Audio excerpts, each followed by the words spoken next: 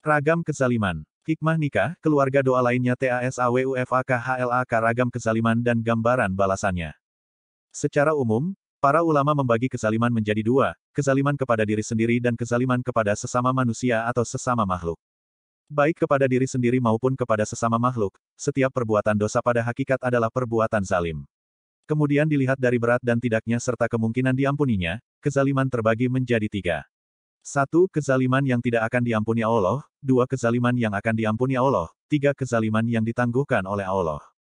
Demikian seperti yang disebutkan oleh Anas bin Malik. Lihat, Irsyadul Ibad, halaman 80. Kezaliman yang tidak diampuni Allah adalah kesyirikan atau menyekutukan Allah kecuali jika pelakunya bertobat. Kemudian, kezaliman yang akan diampuni Allah adalah kezaliman seorang hamba terhadap dirinya akibat kemaksiatan terhadap Tuhannya. Sementara kezaliman yang ditangguhkan Allah adalah kezaliman hamba terhadap hamba yang lain, sehingga menjadi hutang di akhirat jika tidak diselesaikan di dunia. Selanjutnya, kezaliman kepada sesama manusia, sebagaimana disebutkan oleh As-Sahabi dalam Al-Kabair, ada tiga bentuk. 1. Kezaliman seorang hamba berupa memakan harta atau hak orang lain secara batil. 2. Kezaliman berupa membunuh, memukul, melukai, atau menyakiti secara fisik. 3. Kezaliman berupa menghina, mencela, mengutuk, menuduh tak berdasar, dan sebagainya. Lihat, Az-Zahabi, Al-Kabair, halaman 96. Menunda bayar utang padahal mampu adalah kezaliman. Larangan ketiga bentuk kezaliman tersebut telah ditegaskan dalam Al-Quran. Wahai orang-orang yang beriman, janganlah kamu memakan harta sesamamu dengan cara yang batil tidak benar kecuali berupa perniagaan atas dasar suka sama suka di antara kamu. Maksud bangkrut di sini adalah amal-amal kebaikannya habis dipasrahkan kepada orang-orang yang dizaliminya. Hal itu sebagaimana hadits yang diriwayatkan At-Tirmidzi dari Abu Hurairah. Lihat, Irsyadul Ibad, halaman 80. Artinya, Abu Hurairah meriwayatkan bahwa Rasulullah SAW bersabda, "Apakah kalian tahu siapakah orang yang muflis, bangkrut?" Para sahabat menjawab, "Orang yang bangkrut di tengah kami, wahai Rasulullah, adalah orang yang habis dirham dan kekayaannya." Rasulullah menjelaskan, "Sesungguhnya orang yang bangkrut dari umatku adalah orang yang datang pada hari kiamat membawa amal puasa, amal salat, dan amal zakat. Namun, ia datang setelah mencela kehormatan si ini, menuduh si ini, memakan harta si ini. Akhirnya, ia didudukkan. Si ini dibalas dari kebaikan-kebaikannya. Si itu dibalas dari kebaikan-kebaikannya.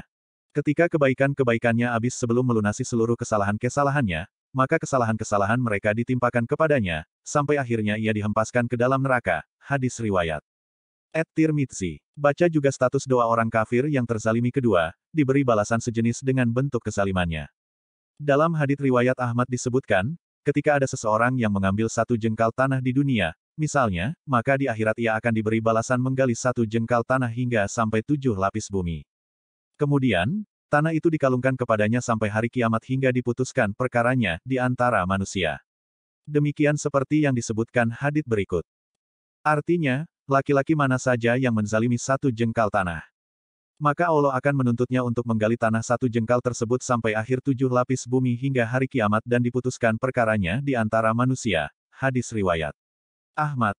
Ketiga, terancam doa buruk orang yang dizalimi. Ingatlah, orang yang terzalimi termasuk dari tiga golongan yang mustajab doanya, meskipun yang terzalimi itu seorang penjahat atau bukan muslim, sebagaimana sabda Rasulullah SAW. Melalui sahabat Abu Hurairah, artinya, takutlah terhadap doa orang yang terzalimi, sebab doa yang terzalimi mustajab cepat terkabul. Hadis riwayat Malik. Sementara dua golongan lain yang mustajab doanya, pertama doa orang musafir atau orang tengah perjalanan jauh, dan kedua orang tua terhadap anaknya. Keempat, tuntutan dan persidangan di padang mahsyar. Di sana, ahli neraka tidak akan masuk neraka dan ahli surga tidak akan masuk surga sebelum dirinya bebas dari berbagai sangkutan, kezaliman, dan hak kepada pihak lain. Seorang penghuni neraka tidak akan masuk neraka selama ia masih memiliki hak pada ahli surga. Begitupun ahli surga tidak akan masuk surga selama ia masih memiliki hak pada ahli neraka. Hal itu seperti yang digambarkan Rasulullah SAW dalam hadits berikut. Artinya, Allah mengumpulkan hamba atau manusia dalam keadaan telanjang, belum dihitan, dan buhman.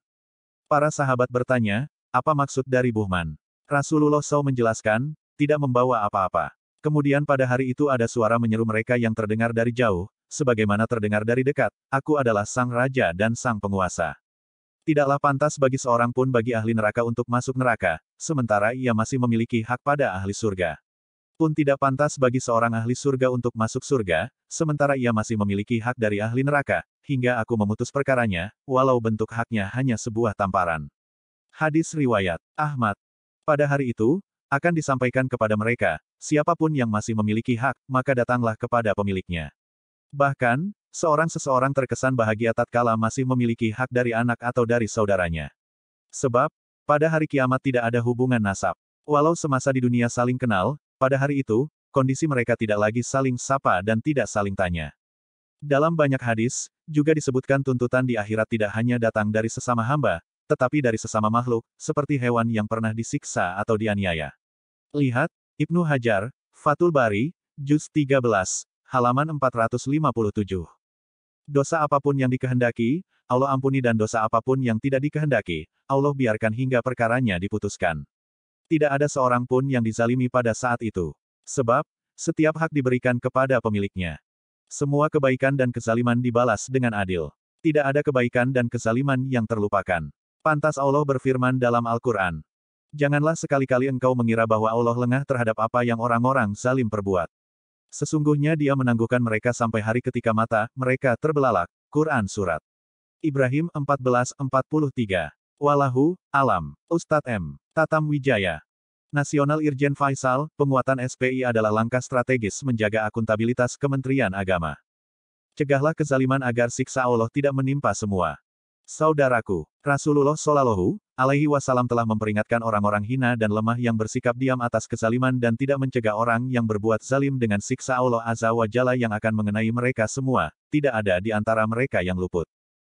Sesungguhnya apabila manusia melihat orang zalim dan mereka tidak mencegahnya dari kezaliman, maka Allah akan menimpakan siksa atas mereka semua. Hadis Riwayat Abu Daud, Tirmidzi, dan Nasai. Allah Azza wa Jalla berfirman, dan peliharalah dirimu dari siksaan yang tidak khusus menimpa orang-orang yang zalim saja di antara kamu. Dan ketahuilah bahwa Allah amat keras siksaannya. Quran Surat An-Niya Al-Anfal, 25. Azab Allah Azza wa Jalla itu sangatlah pedih.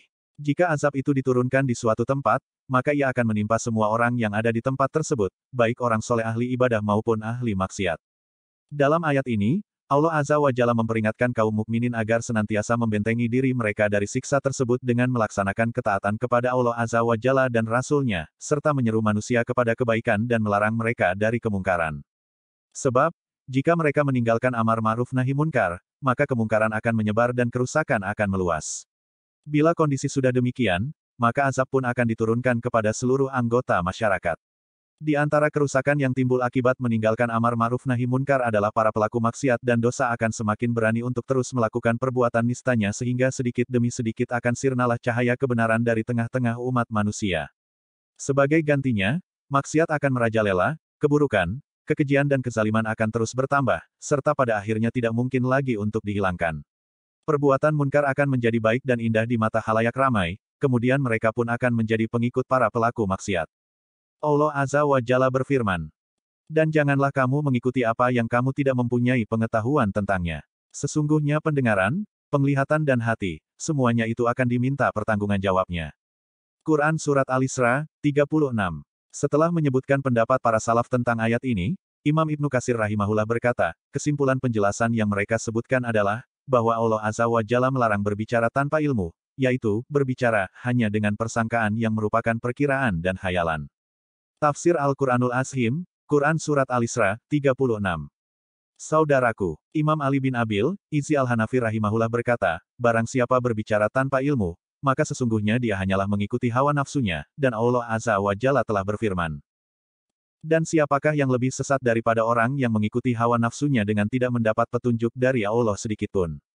Quran Surat Al-Qahas, 50, Kitab Minha Ilahiyah fi Tahzib Syar'at Tahawiyah, Helm 393. Karena, tersebar luasnya kemungkaran tanpa adanya seorang pun dari ahli agama yang mengingkarinya.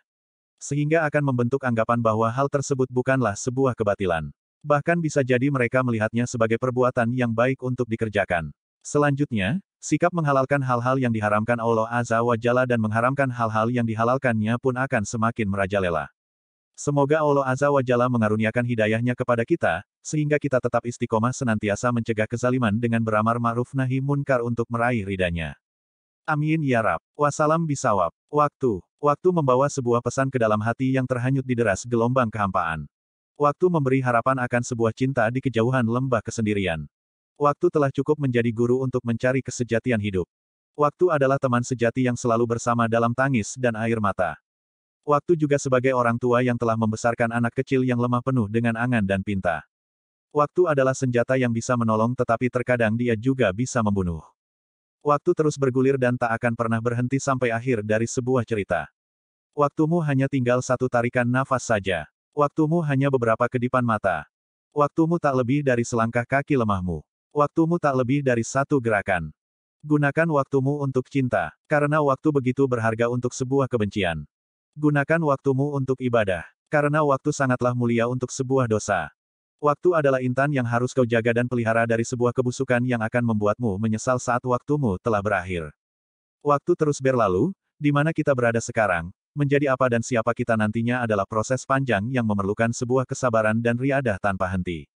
Jangan sampai waktu dipergunakan dengan sia-sia dan tanpa makna, karena setiap diri harus bertanggung jawab atas apa yang dilakukannya. Proses panjang pembentukan gelar sebuah ketakwaan merupakan sebuah penjara diri, agar takwa yang telah diraih tidak menjadi kemunafikan dan kefasikan belaka. Hiasi hati dengan zikrullah. Aku tidak mengatakan diriku adalah seorang ahli ilmu, karena memang aku bukanlah ahli ilmu, melainkan hanya penuntut ilmu.